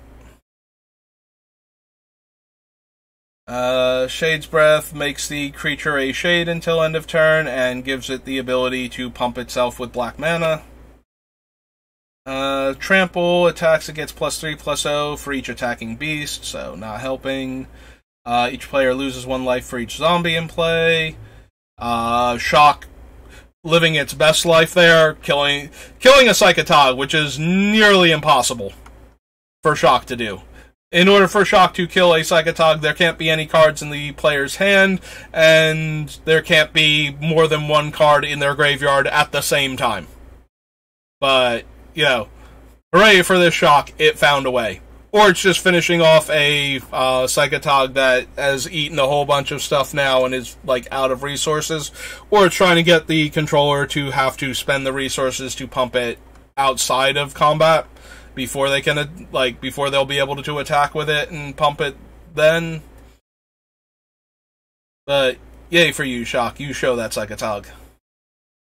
Silent Spectre deals combat damage to a player. That player discards 2 cards. It's a bit on the expensive side, or I would consider it as a large flying saboteur. Because if we can keep triggering that, then we can get a lot of cards out of players' hands quickly. But, you know, not exactly. We don't need more 6-drops, I don't think, and we can probably do better. Trample and Regenerate, but he's legendary. Deals combat damage to a player. You may have it deal 2 damage to a creature that player controls. Pro Red, tap 5 on tap goblins. Deals 10 damage to each creature and player. Skirk Prospector was one of the most popular ways to sacrifice goblins, since it let you sack them for mana in order to cast other spells. So this was a very popular one in the standard at the time, as when I said you could sacrifice goblins for value with Sharpshooter, this was the goblin that you were usually sacrificing goblins to in order to use Sharpshooter. 5/5 with Morph that has a high casting cost, a high morph cost, and could accidentally turn itself face down every turn. So aside from its interaction with Chance Encounter, not really even worth considering. Oops, I've accidentally clicked off of my stuff from my point of view. Discard your hand, draw a card for each creature you control. Slice and Dice was one of my favorite cards in the cycling deck. So you can have it deal 4 damage to each creature, or you could cycle it and have it deal 1 damage to each creature. So there were a lot of good, like, 1 toughness creatures, like those goblin decks and elf decks that were running around. So Slice and Dice was a very good way to clear out the board, while also being an expensive card with cycling. So it met all of the criteria for that deck. Destroys a small creature. Deals combat damage to a player. You may have it deal 5 damage to target creature that player controls. 5 damage? It's gotta be 3 damage, because... Okay, there's like... My screen is a little smudged, like, right when I have it lined up here, the 3 kind of looks like a 5, but if I scroll up or down, it very clearly is a 3 on my screen now. I thought that was weird. It's like, why is it dealing 5 damage? And considering when it was printed, why does it only cost 5 mana? It seems like it would actually be more expensive. 3 mana to pump another beast you control. Or itself, I guess. Yeah, pump a beast. Solar Blast might have been one of the cheapest cards in the cycling deck, since, you know, you could deal 3 damage at 4 mana, or cycle it to deal 1 damage, and still get the card draw. So basically it was similar to, like, Flare and Zap, like the cantrip versions. But had an upgraded side if you didn't want to draw the card and actually wanted a bad lightning bolt instead. There's Sparksmith. Knew he was around here somewhere. Deals X damage to target creature and X damage to you, where X is the number of goblins in play. So, your opponent plays a 1/1, and you have Sparksmith, you tap him, you kill the 1/1, and you take a point of damage. Then you cast another goblin. Then your opponent plays... They better play an X3, because if they don't... And even if they play an X3, you can cast another goblin on your next turn and tap him to deal 3 damage to that creature and 3 damage to you, and now they have no blockers, and you have the other creature that you cast the other turn that's a goblin, and then you're going to have this one next, and yeah. As long as you could pressure the opponent's life total, the fact that you were spending no cards and tapping a 1/1 to kill their creature each turn and lose some amount of life, usually not an issue. You were almost always going to win that game. This guy cares about zombies in play and in the graveyard. It's a 3/1 morph. Can't block creatures with power greater than its power and has fire breathing. May block as though it had flying. Tap 2 untap beasts you control. Target creature gains first strike until end of turn. Comes into play with X +1/+1 counters, where X is the number of other creatures in play. White-black cleric land. Deals X damage to each creature and has cycling. Seal Resolve, choose a creature type. Creatures of the chosen type have Shroud. Each player discards a card from their hand, then each player who didn't discard a creature card this way loses 4 life. SWAT destroys small creatures and has cycling. SWAT showed up in like Urza's Legacy, where cycling first showed up as a thing that you could do. Symbiotic Worm, put into the graveyard, you get 4 1/1s, and the elf is 2 1/1s, and the... Oh, did I say worm for this one? Because this is a symbiotic beast, this is a symbiotic worm, and makes 7 1/1s. Alright, they are all actually based on the power toughness combo of their creature. For some reason I'm thinking like casting cost or something, but yeah, they're all based on the power/toughness of the creature, like printed, so you don't get more if you pump them. Each player discards a card, so yeah, we had Siphon Mind and Siphon Soul in at the same time for all those fun multiplayer shenanigans. I believe this is the first time Siphon Mind was printed, and then they reprinted Siphon Soul as the card Siphon Mind was calling back to. Taunting Elf is a very cheap lure. Tempting Worm comes into play. Each opponent may put any number of artifact, creature, enchantment, and or land cards from their hand into play. No. No. The last thing we need to do is enable a combo deck to put all of the pieces into play for free, just to deal 5 damage to another player, and we don't have enough stuff that we want to put into play for free to make this thing worthwhile to give out. Deals damage.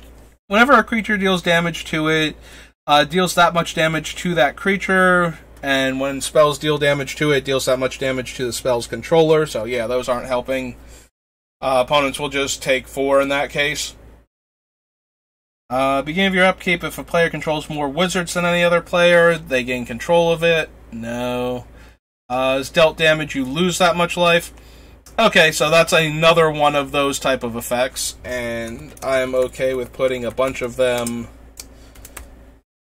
Mudspawn in here, because they do allow the other players to just, gang block and basically kill the player that's forced to attack with it. There's Threaten, like actual Threaten. If you've ever heard the Active Treason effects called Threatens, Threaten came before Active Treason. They are both basically the same card. I think they just like Active Treason better as the name for them than Threaten, which is why we get Active Treason all the time now, instead of just getting reprints of Threaten. But yeah, if you've ever heard it called a Threaten effect, this is the Threaten that they are referring to. Deals X damage to each creature without flying and each player based on the number of beasts in play. That's a 7/6 morph with no evasion. This is a 5/4 morph with no evasion. As long as you control a beast, has haste. Alright, so it cares about other creature types you control, and that's way too much to actually, hoops to jump through. Creatures of the type of your choice get +X/+X until end of turn. Undead Gladiator can cycle and come back from the graveyard by discarding cards from your hand. This is a Zombie Matters card. Deals 5 damage to target attacking or blocking creature with flying. No. Visara, powerful, but not what we're even kind of looking to do. Green Charm makes a 1/1 insect. Target creature gets +1/+1 and trample until end of turn, or regenerate target beast. Voice of the Woods makes elementals if you have enough elves. Forces creatures of a specific type to attack. It's Wall of Mulch. Wave of Indifference makes X target creatures unable to block. And Weird Harvest. Each player searches their library for up to X creature cards, reveal those cards, and put them into their hand. Then each player who searches this way shuffles. Alright, so we made it up through Onslaught block. It's a little after 1 now, so I'm going to have to take off soon. I'd have to pause the video a bit so I could help my mom out with stuff, but that's okay. We made it through a bunch of sets anyway. Yeah, I'm gonna take a few minutes to, like, get myself together and then start getting ready to leave.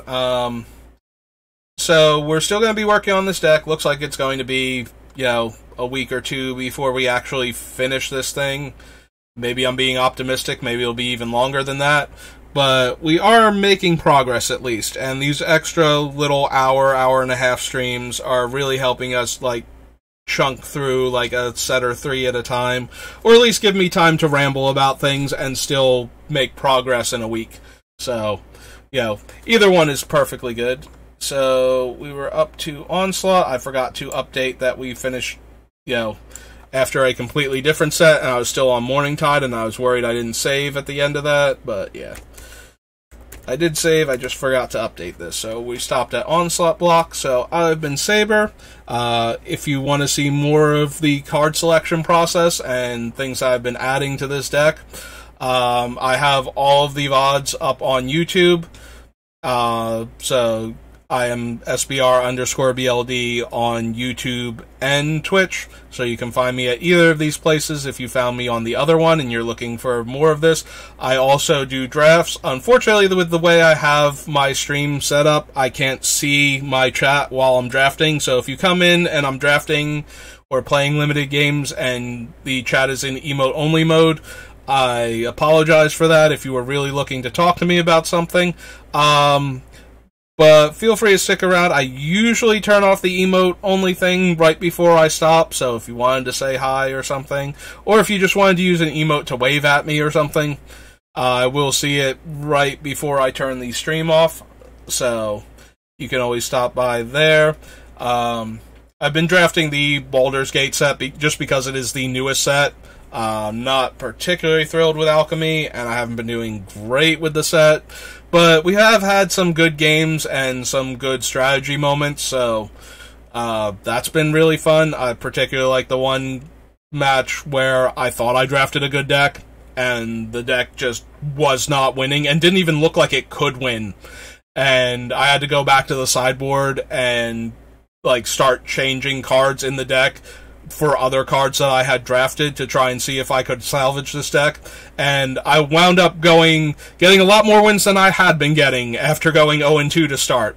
So that one is up there. There's a bunch of other ones up there, and I should be adding more later this week. I'm going to try to do 3 more drafts, one a day for my full days where I do Thursday, Friday, and Saturday. I've been having off from work all 3 days, so I've been trying to do that.